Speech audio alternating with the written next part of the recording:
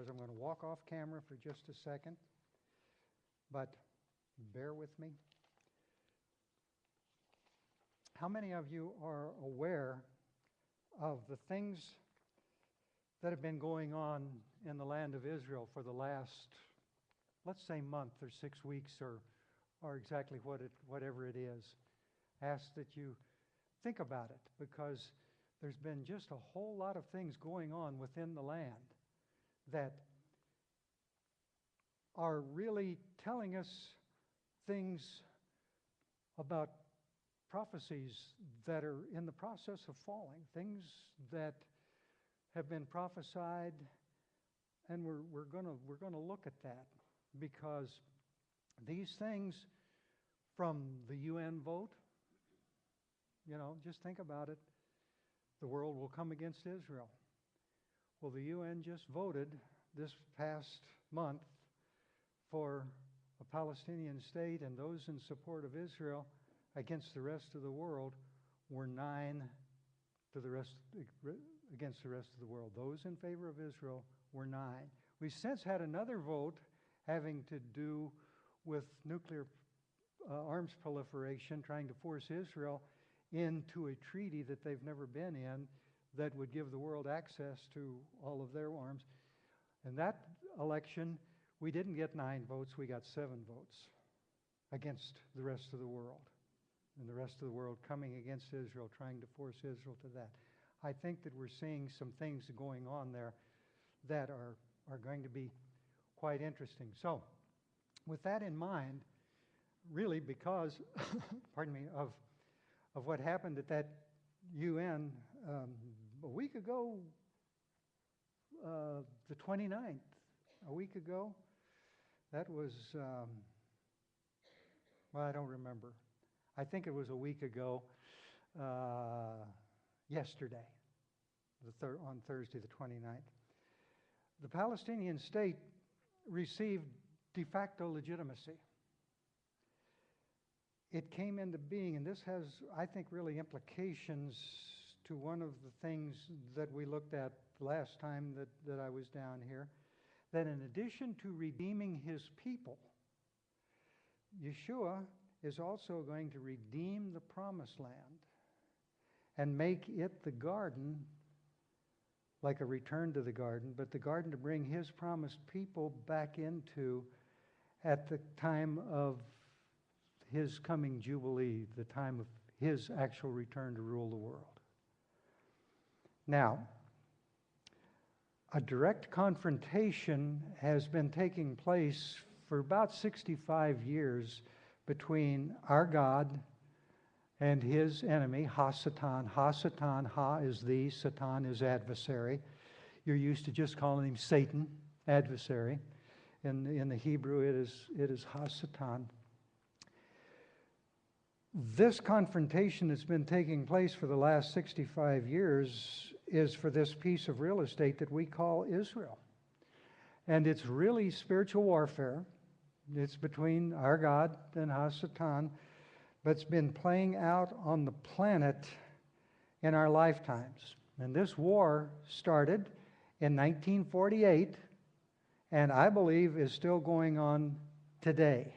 This rocket attack that Hamas launched out of the Gaza Strip, for instance, back in November, was just another skirmish in this ongoing war.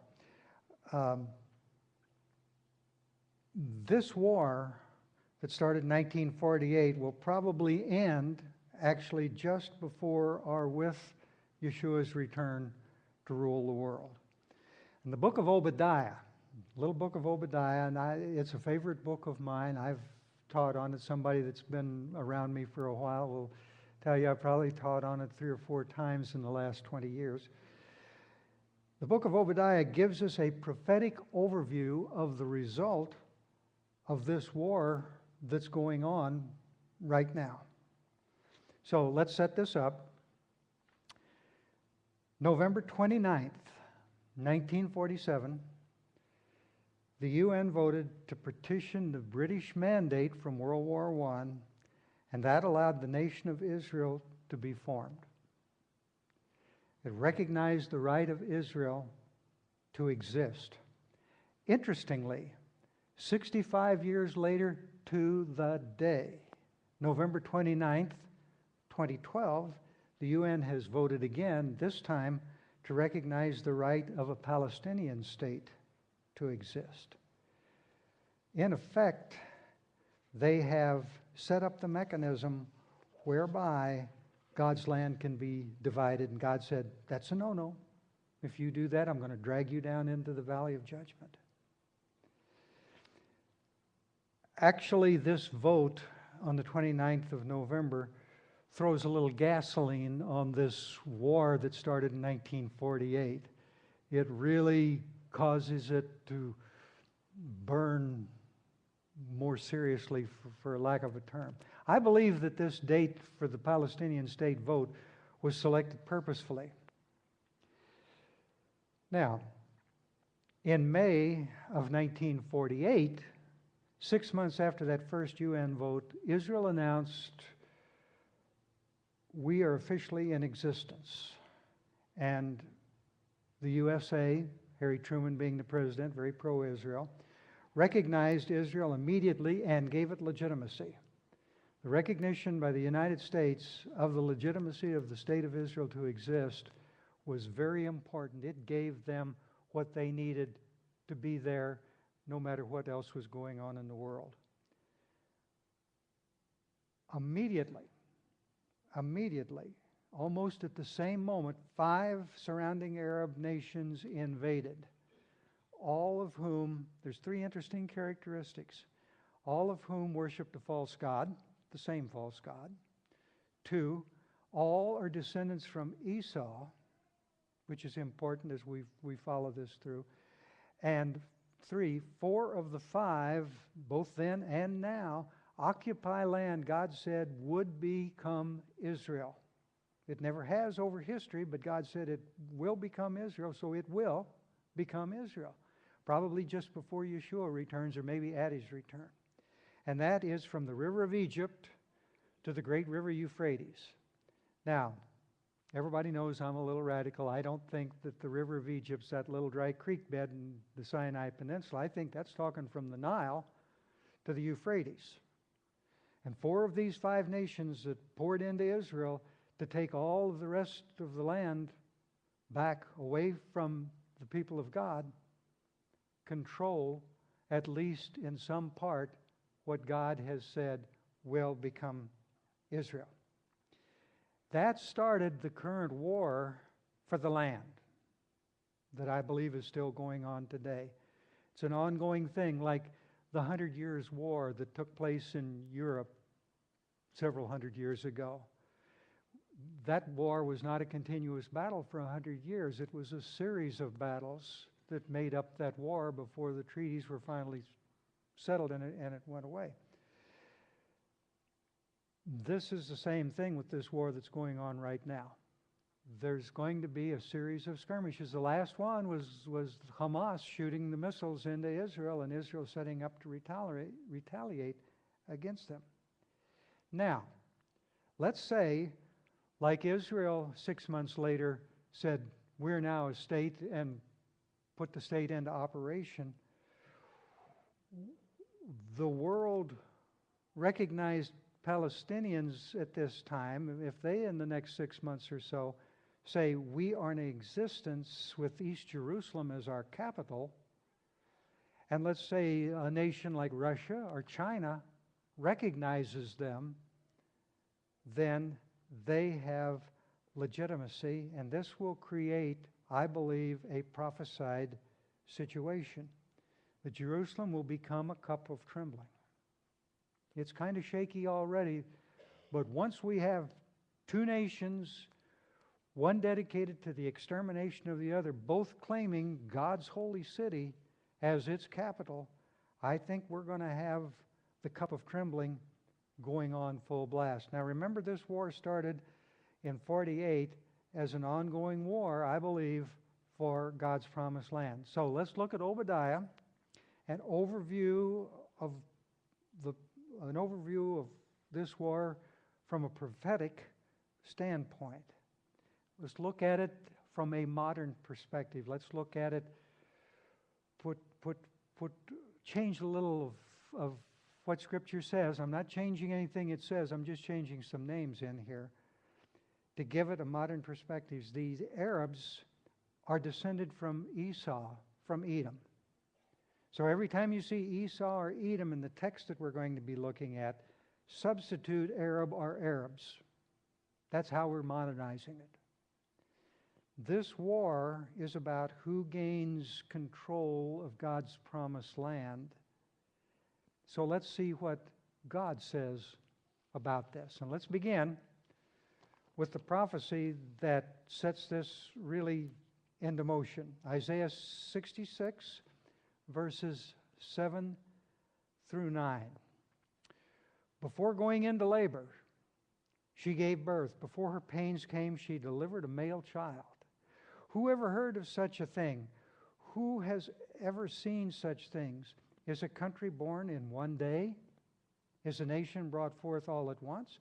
For as soon as Zion went into labor, she brought forth her children. Would I let the baby break through and not be born, asks Adonai? Would I, who caused the birth, shut the womb, asks your God? This actually happened in 1948. God made Israel a state, a nation, born again in a day. Fulfilled that prophecy. Fulfilled that prophecy. And that probably caused Satan to blanch. You know, that's not what his plans for that was. And he started this war, sicked his followers onto the followers of God. So let's then look at Obadiah. Obadiah is only one chapter, so it'll be Obadiah verse 1. This is the vision of Obadiah. Here's what Adonai Elohim says about Edom, about the Arabs. As a messenger was being sent among the nations, saying, "Come, let's attack her," we, that is the people of God, heard a message from Adonai. So we've got the two sides lining up. The term "a vision from Obadiah" is actually saying this is a revelation of God through Obadiah. Prophecy laid out by God through Obadiah. Here's what the Lord is saying about what is going on, I believe, today in the land. As a messenger was being sent among the nations, the Hebrew is goyim, so it's sent among the Gentiles, those that surround Israel, that said, let's attack her, Israel. Adonai is giving this message through Obadiah about what he intends to do in response to what is being planned against his people, speaking about Edom/Arabs and their plans. Take that Obadiah verse 2. I am making you the least of all the nations. You will be beneath contempt. That's what God's response is going to be to those that are involved in this movement that Satan is bringing against Israel to control their land. I am making you the least of all nations. You will be beneath contempt. That one sentence really sums up what God is going to do with them. The inference is because of what you're planning to do, what they in effect are doing, I believe at this present time, I will make you, Arabs, least among all of the nations. Again, the Hebrew word is goyim, talking about the Gentiles. Least among the nations. This is least among those of the whole world. You will be beneath contempt. If Israel is the apple of God's eye, and it is, and when I say Israel, remember, I'm not talking about just that little nation over there. I'm talking about all of those who have chosen to follow God through Messiah Yeshua. Then the Arabs end up being at the far end of the spectrum. If Israel is the apple of God's eye, then these people are going to end up, if you were drawing a graph on a chart, and this is Israel, they're down here, maybe off the bottom of the chart someplace.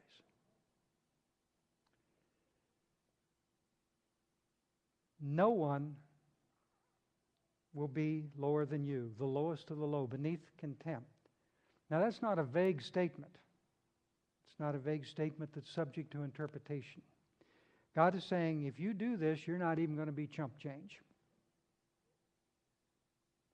There will be no value to your existence. No value to your existence. And they've done it. They've made that move to do this. Verse 3, your proud heart has deceived you, you whose homes are in the caves, who live on the heights, and who say to yourselves, who can bring me down to the ground?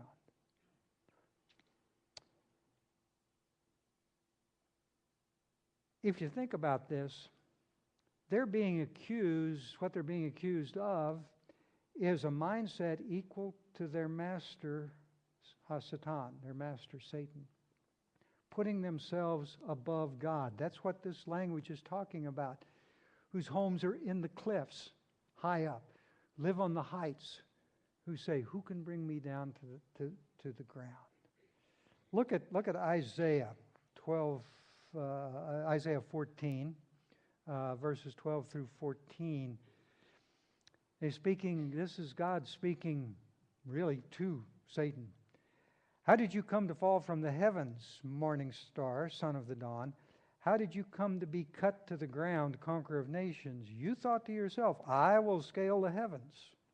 I will raise my throne above God's stars. I will set on the mount of assembly far away in the north. I will rise past the top of the clouds. I will make myself like the Most High. See the similarity here to what we just looked at in Obadiah about what the Arabs are being accused of by taking on God's people. Both the master and the followers have gotten too big for their britches, and they're bragging about it.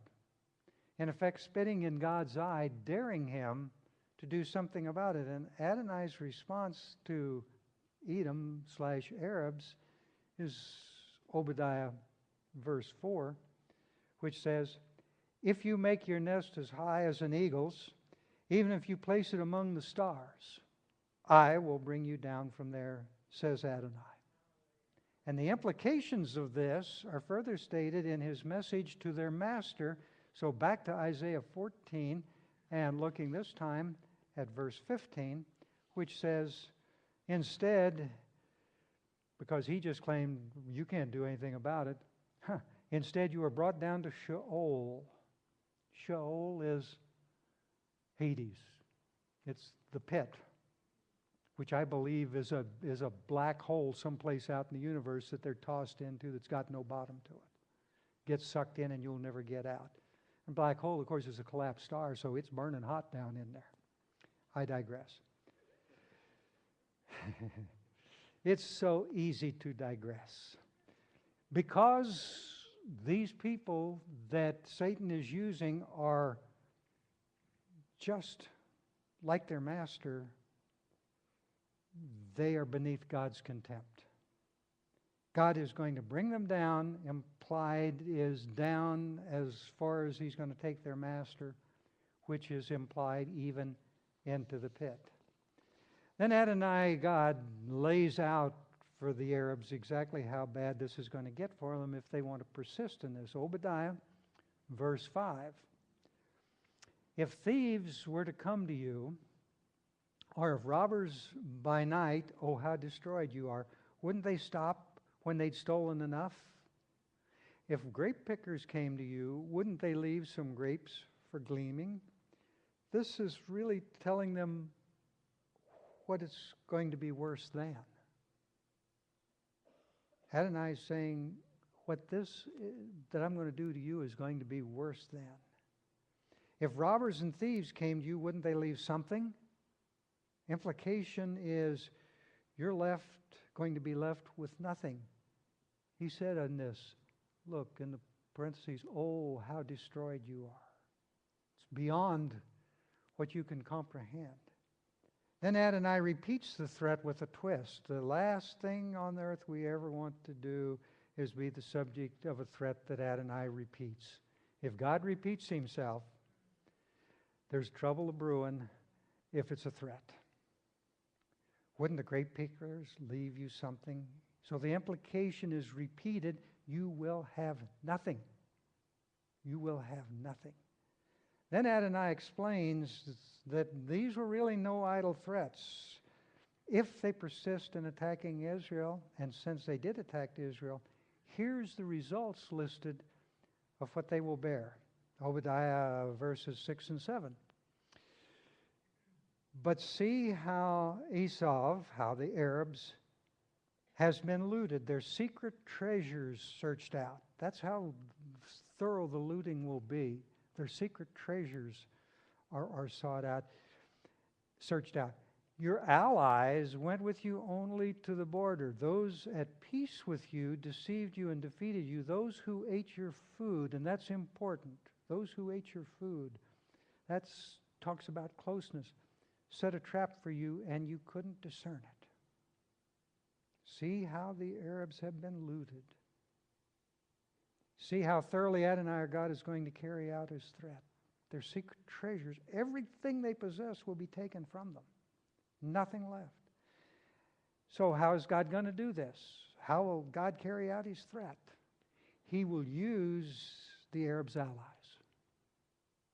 Who are their allies? Well, right now, the principal of these allies appears to be Iran.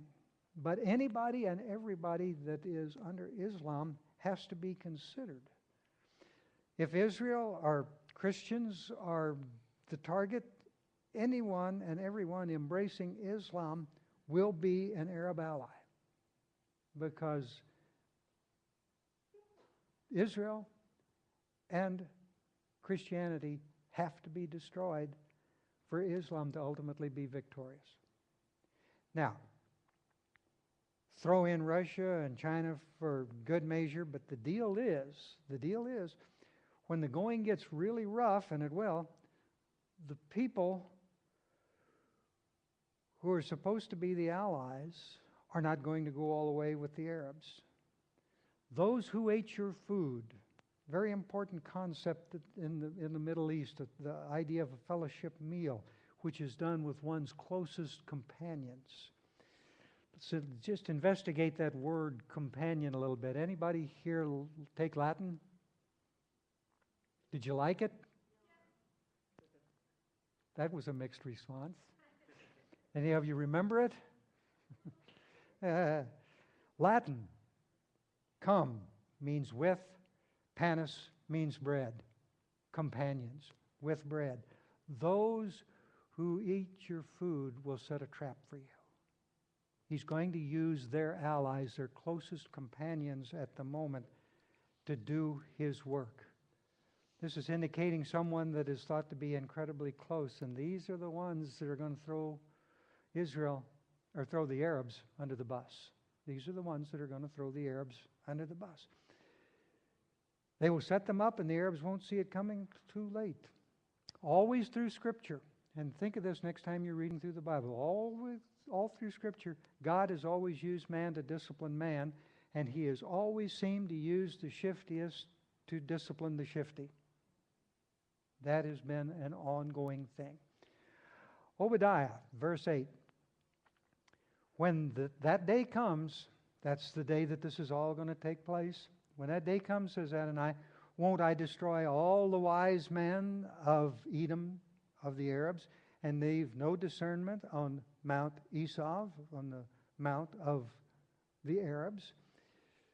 Who are the wise men of Edom? Well, I think this would be the Arab leaders, and the mount in here indicates their strength. When destroyed, the Arab leaders destroyed, it would leave no one with the ability to be a leader among them, which would be able to lead their warriors. Their armies would become then dysfunctional, in effect, having no discernment. This continues in Obadiah 9. Your warriors, T-men, will be so distraught that everyone on Mount Esau will be slaughtered. Teman is the name of a city, indicating Edom's homeland. Edom is, let me start again. Teman is the name of a city. It actually means south, indicating Edom's homeland in reference to Israel. These armies, because of what's going to happen, get to be so dysfunctional they won't be able to perform their duties. Chaos will set in. And so no one in the Arab lands attacking Israel can be protected. Everyone on Mount Esau, that place of the strength, will be slaughtered. Wow. We've actually seen this. We have experiential things. God always shows us things. We've actually had experimental things shown us back in 1948 when this war first started. How dysfunctional that the armies that are being brought against God's people can become. Egypt's army was massed on the border of Israel, right just in that corner of the Sinai Peninsula. And the next morning they were going to come in there with massive amounts of armor, tanks and armored guns and armored vehicles and so forth. And Israel at that time were a bunch of guys with some rifles and some handguns and no armor. They had one cannon. They had one cannon, and that was a cute little puppy. It would have sat right here on this corner. Cute little thing. If you ever take a tour of Israel and you're up in the Galilee, it sets on a street corner. It was setting on a street corner. And was it Tiberias that we saw that? Do you remember? I think that's where it was. So what did Israel do? They got a Jeep. They put it in the lowest gear that a Jeep can be put into and rev the motor up and just room, room, room, making all kinds of noise. And they hooked a big old chain behind it like an anchor chain. And it's just going room, room, room, and the chain's going clang, clang, clang, clang, clang, clang. Over on the other side, they thought, oh my gosh, Israel's bringing up their tanks. And they did that all up and down the line with that one Jeep and that one chain. And when morning came that Egypt was supposed to attack, they found that Egypt's army had fled. They were totally dysfunctional. Now,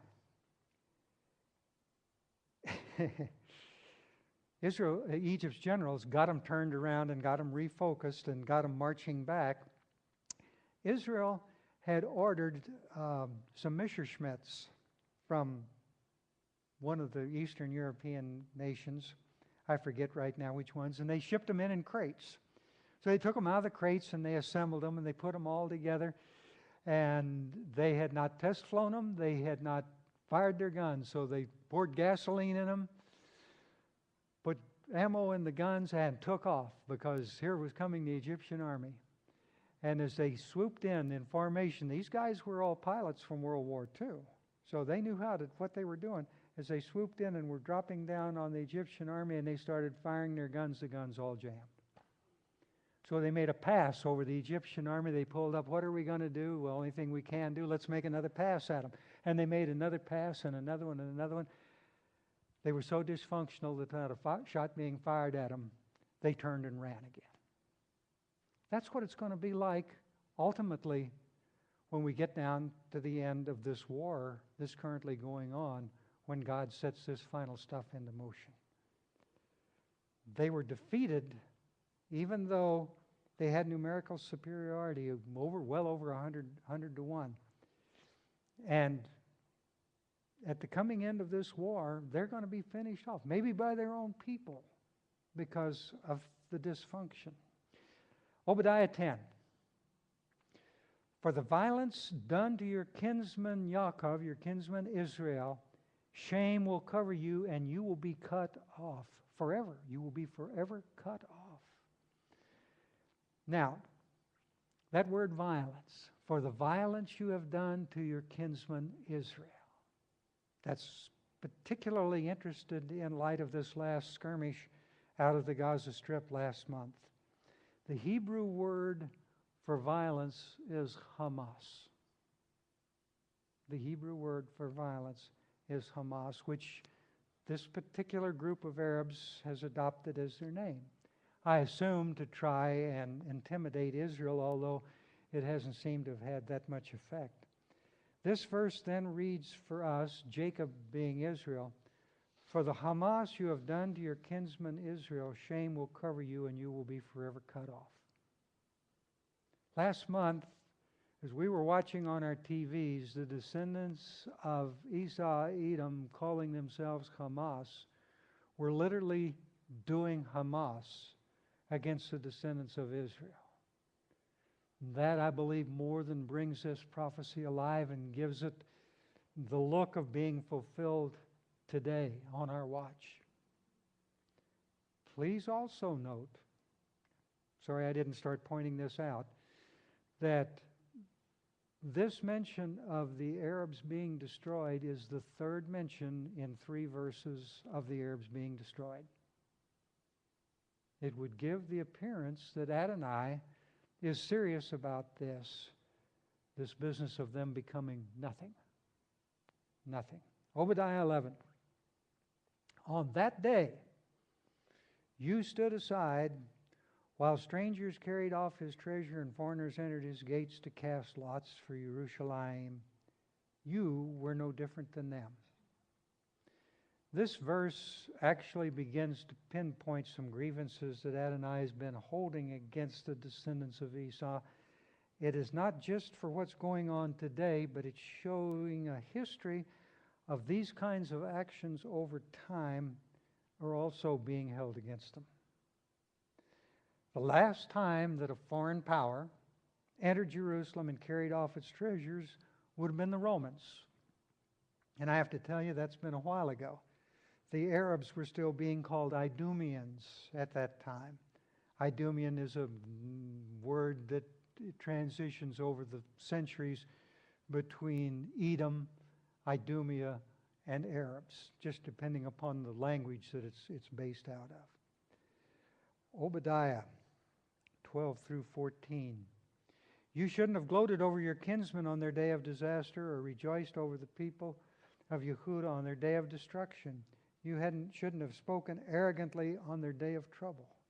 Or entered, verse 13, or entered the gate of my people on their day of calamity. No, you shouldn't have gloated over their suffering on their day of calamity or laid hands on their treasure on the day of their calamity. 14, you shouldn't have stood at the crossroads to cut down their fugitives or handed over their survivors on a day of trouble. Wow. This actually really completes the recitation of what Adonai holds against the descendants of Esau, today's Arabs. What comes next is what is prophesied to be the result of this ongoing war that began in 1948. What will happen at the end of this war? And I don't think the body of Messiah as a whole grasps this quite yet. Obadiah 15. For the day of Adonai is near for all nations. As you did, it will be done to you. Your dealings will come back on your own head. The day of Adonai is Bible code for the end of the age. The day of Messiah, the time of Jacob's trouble, there's all kinds of codes. This is talking about the end of the age. This war started in 1948 again. I believe is going to last until the end of the age, and it will end with the scourging, listen to this, with the scourging and cleansing of both sides that are involved. Both those that call themselves Israel today and those that oppose her. This day is near for all nations. The Hebrew again is goyim, Gentiles. It's talking about everything. Whatever you have done against God's people is going to come back to haunt you. It is said that all the nations of the world will be against Israel at that time. In the UN, Thursday the 29th, I'm going to repeat this, only 9 nations voted in support of Israel. And in the later vote that's happened since then, only 7 nations in the world voted in support of Israel. God has said, as you did, it will be done to you. So be careful, he's saying, what you do to God's holy land, which he set aside to himself and simply made Israel caretaker of. See, they're not trying to take that land away from Israel. Israel's the caretakers. They're trying to take it away from God for their false god. Obadiah 16. For just as you have drunk on my holy mountain, so will all the nations drink in turn. Yes, they will drink and gulp it down and be as if they never existed. This is nations, plural. Plural. Two things are going on here that we need to pay attention to. Just as the Arabs has vented their fury on Jerusalem, where God's Temple Mount is, so will the nations in turn vent their fury on this same Jerusalem. And Temple Mount, symbolic of the center of God's universe. You ever think about that? Jerusalem is symbolic of the center of God's universe, because that's where he's going to come and reign for 1,000 years. King of kings and Lord of lords. Second thing that we need to take here is, in return for this fury that's been vented against Jerusalem and God's people by both the Arabs and subsequently the nations, in return from this, they will be reaping what they have been sowing, and they will receive the wine of Adonai's fury. Implied that this will take place in Jerusalem, and it's implied that they will gulp it down like they will have no choice. It's like that somebody grabs their head and pulls it back, and their mouth gapes open, and it's poured in, and they have no choice but to gulp it down or drown. That's, I believe, the implication. Go to Jeremiah chapter 25. We're going to read through verses 15 into verse 20. For here's what Adonai, the God of Israel, says to me. That's to Jeremiah. Take this cup of the wine of fury from my hand and make all the nations where I am sending you drink it. Where's he sending them? I believe to Jerusalem. Watch this as we go forward. They will drink, stagger to and fro, and behave like crazy people because of the sword that I will send among them. See, the cup of the wine of his fury is actually a sword. Verse 17, Then I, Jeremiah, took the cup from Adonai's hand and made all of the nations drink where Adonai sent me. And look who gets listed first in verse 18. Verse 18, Yerushalayim and the cities of Yehudah along with their kings and their leaders. They're the first ones listed that have to drink of this cup of the wine of God's fury. To make them a ruin and an object of horror, ridicule, and cursing as it is today. Then in verse 19 he begins to list the nations that have come against him.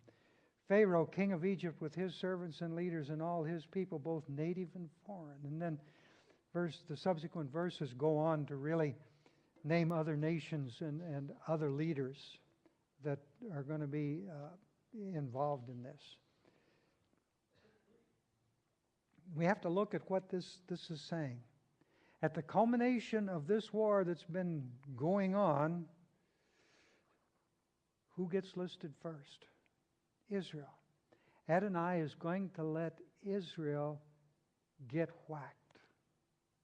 Israel is going to get to drink the wine of God's fury. Why? Judgment. Listen, 80% of Israel today is secular. Not just in the land, but in the world. Right here in the United States of America. 80% of Israel is secular, including many practicing some active form of paganism. Shintoism, Buddhism, you name it, you probably find Jews there because they're looking for a savior. Of those who claim to be religious, less than 1% believe that Yeshua is Messiah. So in fact, 99% of Israel reject the Messiah that God sent to them. And that's just the tip of the iceberg. There are factions among the Orthodox that believe Israel, the nation, shouldn't be allowed to be in existence at all. They fought it tooth and toenail prior to the establishment of the state. There are those among the secular who want to divide God's land, which he says you absolutely are not allowed to do, for peace. The two-state solution for peace. Ezekiel 13:10 says, when there's peace, when they say peace, peace, there will be no peace. And the list just simply goes on. They will drink from the cup of wine, the wine of God's fury, applied first by the Arabs to them, and then by the nations of the world. Because the nations of the world are going to come against Israel. The Arabs are fighting them now. We're seeing the nations of the world in the UN votes coming against them massively. This is going to be applied first by the Arabs and then by the nations of the world to Israel. Much in the same manner that Adonai used Assyria to whack the northern kingdom of Israel. Remember that? Took them out. Those people never returned until the last 65 years. Now we're seeing the lost tribes being found and people returning from that. Just as he used Babylon to whack the southern kingdom, Judah, followed by Rome whacking Judah again. See, each time God did this, it was in response to Israel, the nation, having become apostate. And they're apostate today. We're there again. Maybe not apostate by worldly standards, but most assuredly by God's standards. Why should we expect less? Our God has laid out these patterns for us to see what he's going to do in these kinds of cases, patterns that we usually ignore. Say it isn't going to happen. God wouldn't do that. Say things like, God wouldn't do this to his people. Listen, people in Jerusalem, when the Babylonians were coming against them, said, God won't let the enemy take Jerusalem. His temple is here. And the next thing they knew, the temple was flat and they were on their way out of town because they'd become apostate. And God let them get whacked. We can't put God in a box. Let's follow this a little further. Jeremiah 25, 27 through 29. You are to say to them, here is what Adonai Tzovaot, the God of Israel, says. Drink until you're so drunk that you throw up, fall down, never get up again because of the sword I'm sending among you. Verse 28. If they refuse to take the cup from your hand and drink, then say to them, here's what Adonai Tzovaot says. You must drink. Verse 29. For look, and this is important, if I am bringing disaster on the city that bears my own name, do you expect to go unpunished? Yes, I will summon a sword against all of the inhabitants of the world. All of the inhabitants of the world, beginning with Israel, and then with all of the nations that he used to whack Israel. He in turn is going to bring punishment. That's the second half of the pattern, actually. Adonai uses the apostate world to whack his people. That's the first. And then he whacks the apostate world too for their apostasy, and they have no choice. He's talking the whole world going down. Obadiah says they will drink, gulp it down, and be as if they never existed. But with Israel, there will be an exception. Obadiah 17. But on Mount Zion there will be a holy remnant who will escape. And the house of Yaakov, Israel, will repossess their rightful inheritance. Who is the holy remnant who will escape? Zechariah chapter 13, verses 8 and 9. In that time, throughout that land, says Adonai, 2/3 of those in it will be destroyed. They will die, but 1/3 will remain. That 1/3 I will bring through the fire. I will refine them as silver is refined. I will test them as gold is tested. They will call on my name. That's important. They will call on my name. And I will answer them. I will say, this is my people. And they will say, Adonai is my God. Remember, This is a war that God is using to bring His judgment into play against Israel as well as the war. 2/3 of Israel die. They will be subject to the judgment. That 1/3 of the nation that turns to God here is huge. I want you to think about this.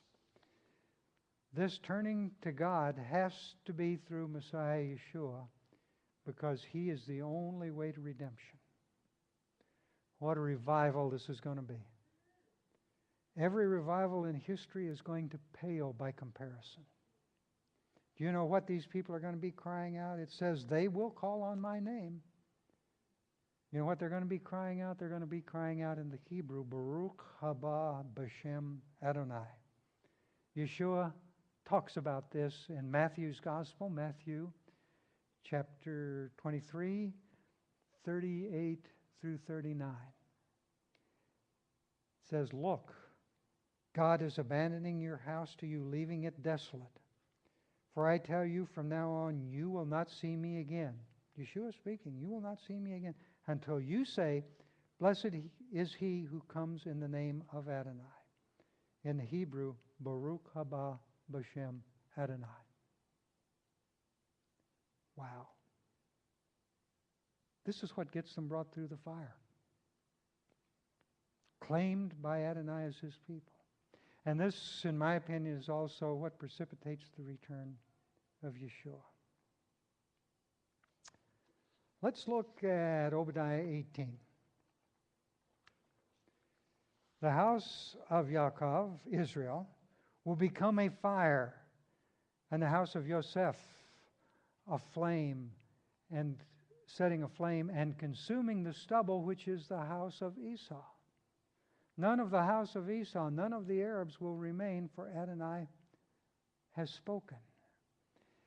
Now then, this whole thing that we've been going through has the potential to confuse straight-line Western thinking. Adonai has used the Arabs to whack Israel, bring his judgment against Israel, and now he's going to use Israel, who has been decimated, 2/3 of them dead, to bring his judgment against the Arabs. How can this be? How can this be? It can be because that third of Israel has returned to their God through Messiah Yeshua, heart, mind, and soul. He is their king, and when they place him over themselves, they become undefeatable in doing his will. Remember, this is telling us what Adonai is going to do with this war.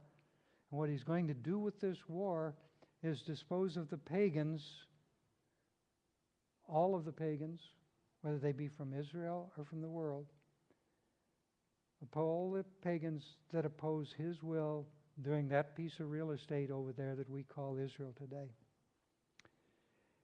In the process, he is going to use now redeemed Israel, truly princes of God, to do this. And Israel that he will have purified through this war, who will have turned to him when they realize that their own efforts have failed, who will have cried out to him and been redeemed. All of them, think about this, that whole third of Israel will be empowered the same as Kepha, Peter was after Acts chapter 2, now able to do God's will. God's will at this point is the defeat of Hasatan's Arab army that has been sent to take control of God's land and destroy God's people that are called Israel. Amos chapter 1, verses 11 and 12. Here's what Adonai says, for Edom's 3 crimes, no 4, I will not reverse it, because with the sword he pursued his kinsmen and threw aside all pity, constantly nursing his anger, forever fomenting his fury. I will send fire on Teman and consume the palaces of Bozrah. Again, Teman and Bozrah are both cities of ancient Egypt. Teman represents the lands of the Arabs. The palaces represent their centers of power, all of which will be destroyed by a redeemed Israel. According to Obadiah 18, none of the house of Esau, none of the Arabs will remain. It will be completely done away with. The redeemed house of Israel will become a fire that completely eradicates the Arabs, making it possible for the map of Israel laid out by Adonai in antiquity, from the river of Egypt to the great river Euphrates, to come into being at last. A redeemed land for the returning Yeshua to bring all of his redeemed people into as his bride to rule with him for the 1,000 years. So, my voice is changing, must be my second childhood. So yes, this current war in the Middle East that started in 1948 has bearing on these set-aside rehearsals that God has ordained that we should be practicing every year as a rehearsal for when Messiah returns. Whenever this war is over, the real estate will then be ready for his return. The garden will in fact be redeemed. And we looked at that last time. Just a brief note, when it says all Edom will be destroyed, this is talking about those that oppose the will of God. It's not talking about the thousands of Arab Christians who have accepted Yeshua as their Messiah. They're going to be just like that third of Israel who will cry out, Baruch haba b'shem Adonai. They will be saved because they have turned to Yeshua. Now, the rest of the book of Obadiah is just a discussion about what part of the Arab lands end up in what part of the Israeli population's hands. So I'm going to really forego that. Although it's interesting that it uses ancient names to locate areas today that are called Gaza, the West Bank, Jordan, Lebanon, Syria in parts, which are going to make up part of God's map, the end time Israel. Obadiah really ends for us with this rejoinder. Obadiah 21. Then the victorious will ascend Mount Zion to rule over Mount Esau, but the kingship will belong to Adonai. This is when Messiah returns to rule the world, and we rule with him. We will rule with him from Mount Zion, really over all of the world. Now I want you to remember, this teaching is intended to be an overview. I sincerely hope, this sounds strange, bear with me, I sincerely hope that it has caused more questions in your mind than it has given you answers. Why on earth would I say such a thing? Because I don't want you to think what you have just heard is the complete answer to what God's plan is all about. This is just an overview, just a skated the flat rock across the surface. I want you to have lots of questions, and I want you to seek answers, because that's the way we learn. I can't give you everything you need to know in an hour a month. I'm beginning to teach this same thing in Beth Yeshua in Fort Myers, who I'm teaching on a weekly basis. I can't even begin to give it to all of that to them on a weekly basis. So you need to explore this on your own. So that's why I give you homework. If this is your first time here tonight, he gives homework. Good news is he's never given an exam. But you will have an exam, because I'm just a teacher. There is a principle involved here. So here's this month's homework. I'm just going to give you some more places that you can chase down what is outlined in Obadiah. I'll give these to you quickly. I'll have this piece of paper if some of you want to copy them down that don't have anything to copy down. I'll bring this with me when we meet in the lobby. Jeremiah chapter 49, verses 7 through 22. Jeremiah 49, 7 through 22. Ezekiel chapter 25, verses 12 through 14. Ezekiel 35, verses 1 through 15. That's a whole chapter. And it's important because it's a setup for chapter 36, which talks about when God plants Israel in the land for the final time. Amos chapter 9, verses 11 and 12. Amos 9, 11 and 12. Psalm 83. Joel chapter 3, if you're reading from Christian Bible, chapter 4 if you're reading from a Jewish Bible, verses 19 through 21. These all lay more detail into what I have given you. I could give you more, but work your way through these first. This is basically our message this evening. All of that seemingly chaos that's going on over there in the land, all of the things that seem to be going against Israel, God's in charge. God's absolutely got the thing choreographed down to the very end, to exactly what it's going to be like and what's going to happen at the end of this. We're going to see Messiah return. We're going to see Israel, his people, go through a huge revival. This revival, I believe, is going to overtake the world. I think that we're going to see a lot of people in Islam, particularly, come to know the Lord. We're seeing that today. We have people in both of our congregations in Sarasota and in Fort Myers who've come to us out of Islam.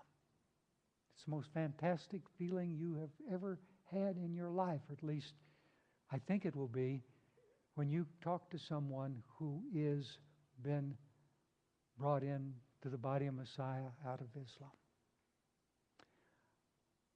I have a Messianic rabbi friend in not South Africa, but in the southern part of Africa, Alex Yalinga, who oversees about a dozen congregations. And his wife is feeding kids. The orphans rate is huge over there. Is feeding kids over there across the street from a mosque. And the imam finally can't stand it any longer. And the imam catches Alex on the street and he says, "Why are you doing this?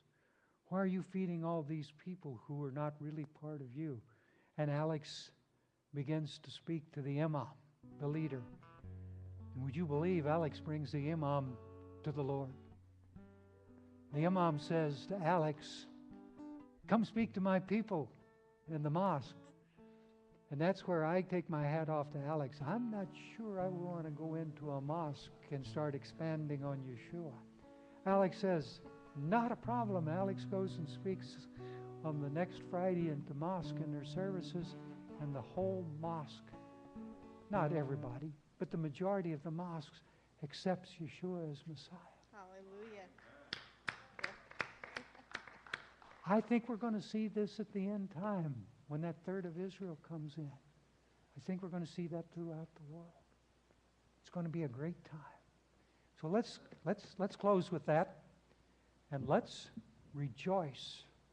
Let's rejoice in our God. Let's stand and worship Him.